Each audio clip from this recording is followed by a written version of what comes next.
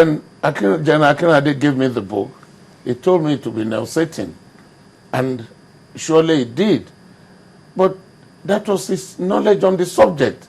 And I'm trying to say that what he wrote there, first, he was not there. Two, he did not know enough.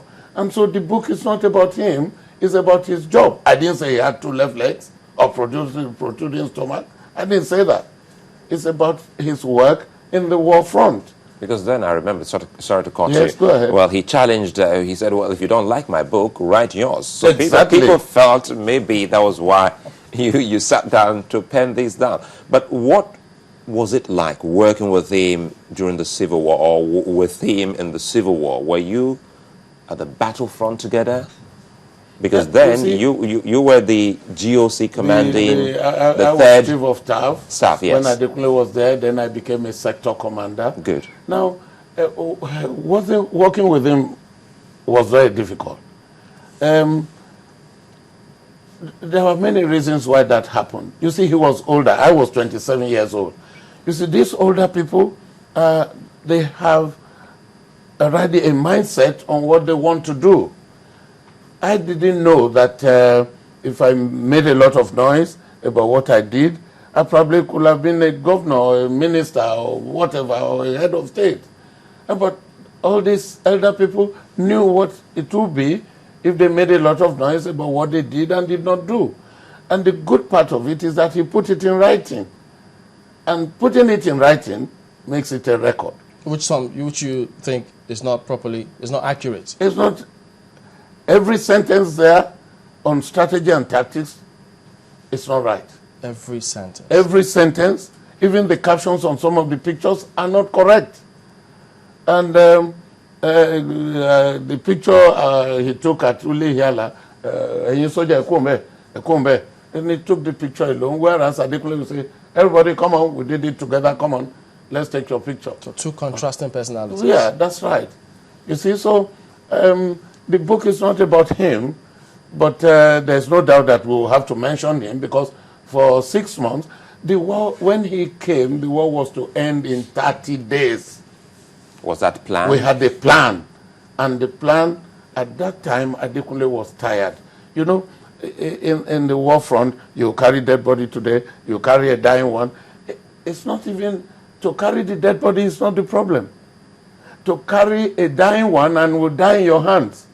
Like one of them I wrote in this book, was a military school student called Afolabi. I was his instructor. He was to cross the river at Opobo. Oh, Afolabi, how are you this morning? Say, yes, sir. When are you crossing? At this, in another minute, the boat is just right here, sir. All right?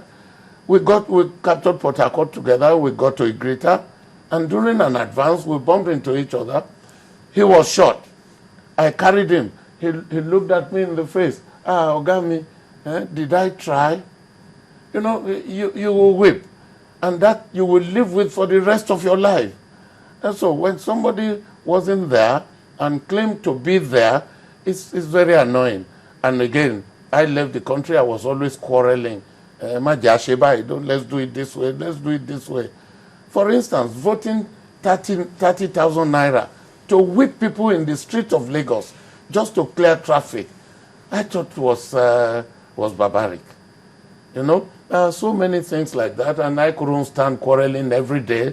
And so I left. I left abroad, and I lived there for 35 years. You know, sitting here and listening to you, I can't help but ask, were there any lessons that we needed to learn? And have we learned them? We haven't learned anything, and that's why it's the tragedy. We had victory in the battlefield. What did we fight for? We wanted a unity in the country. Are we united? You see, a lot of us will always miss the point because strange destiny put us all together. Hausa, Igbo, Yoruba. If you're promoted at work, you will say, oh, thank God you will go to church and have a Thanksgiving. But here, God did not come to write your promotion. Now, it's the same thing as this Lord Lugard.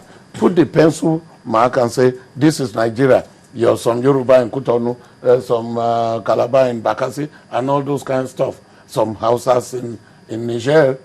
But this is Nigeria.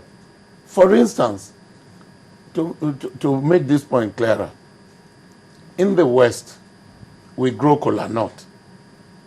In the North, they eat kola nut. In the East, they revere kola nut. Whoever gives you kola nut gives you life. You mean we cannot see that this strange destiny has put all of us together? The North tried to go before, they couldn't. The East tried to go before, they couldn't. Can't we see? Is it not better to be together than to start slaughtering each other? Hitler tried to make Germany a great country. He fought bullets everywhere. Today, that Germany is still a great country with ballots.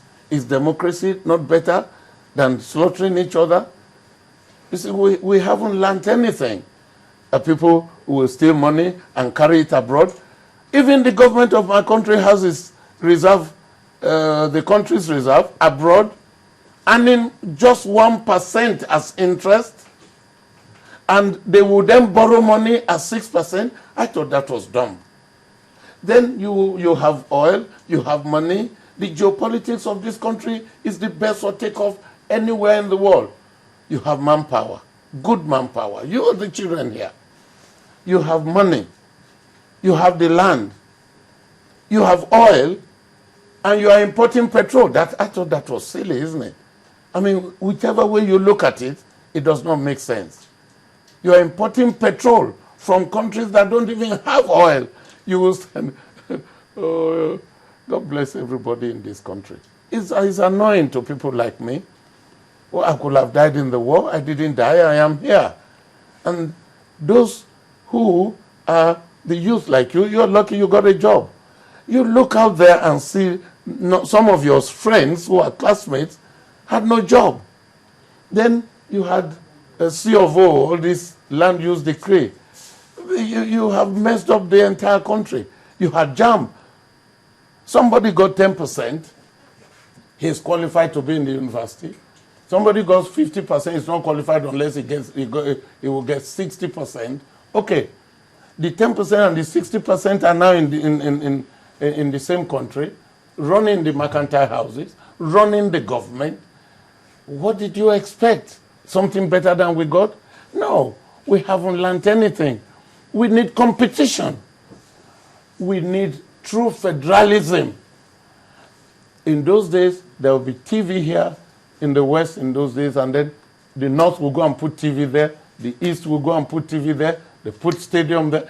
Look, you did Nigerian National Sports Festival after Olympics. Again, that was dumb. You should do the National Sports Festival before Olympics. You will select your men from there to go to Olympics. You couldn't get a medal. I'm sure Cotonou got some. I mean, what are we really dumb? But if you look at, lots of people sit back. They look at the age of those who were in leadership position at the time. Yes. And they look at it now. Yes. I mean, at the time you had 30s, go on in the 30s you had, but now the least of those ages of at least those who would know who are up there, you're looking at 40. Yeah. And so there's a difference, and those who have been there, just as you keep saying, the youth are leaders of tomorrow, the youth keep asking. Yes. People have been in these positions for 30 years, 35 years. People who you left the country, you're back, they're still in leadership positions. That's right. Is this part of what can be described as the real tragedy? That's the tragedy. That's the tragedy. And then there was a day General Obasanjo said, if handing over is blundering, so be it. If winning the war is blundering, so be it. That in itself is the tragedy. What I am saying is that at that time, so Gawan was not 40, Ojukwu was not 40, but they ruled this country. Today, these same people are still there, continue to be relevant. They're going from one place to the other, they are sweating. You see, they have forgotten that our time in office is limited, and so is our time on earth. Everything you have is on loan to you. The food you ate this morning, you will go to toilet tomorrow.